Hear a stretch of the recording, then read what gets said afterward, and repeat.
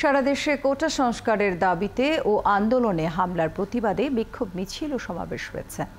কোটা সংস্কার না হলে চলমান ছাত্র আন্দোলন তীব্রতর হবে বলে জানিয়েছে খুলনা বিশ্ববিদ্যালয়ের শিক্ষার্থীরা।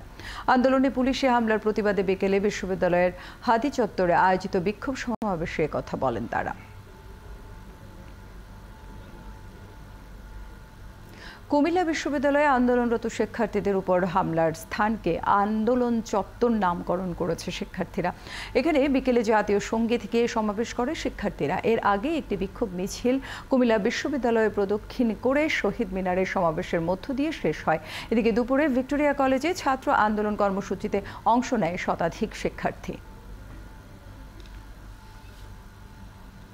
হঠাৎ করে কোনো ধরনের আমাদের একটি দিক নির্দেশনা ছাড়া আমাদের উপর এবার অতর্কিত হামলার প্রতিবাদে আমরা আজকে এটার প্রতিবাদ জানিয়ে আমরা আমাদের বিক্ষোভ মিছিল এবং প্রতিবাদ সভা আয়োজন করেছি।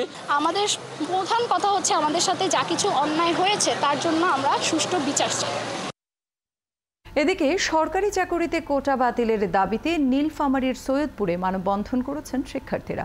বিকেলে সৈয়দপুর প্রেস ক্লাবের সামনে বৈষম্য বিরোধী ছাত্র আন্দোলনের ব্যানারে ঘণ্টাব্যাপী এই মানববন্ধন হয়। এতে বিভিন্ন শিক্ষা প্রতিষ্ঠানের অর্ধশতাধিক শিক্ষার্থী অংশ নেয়।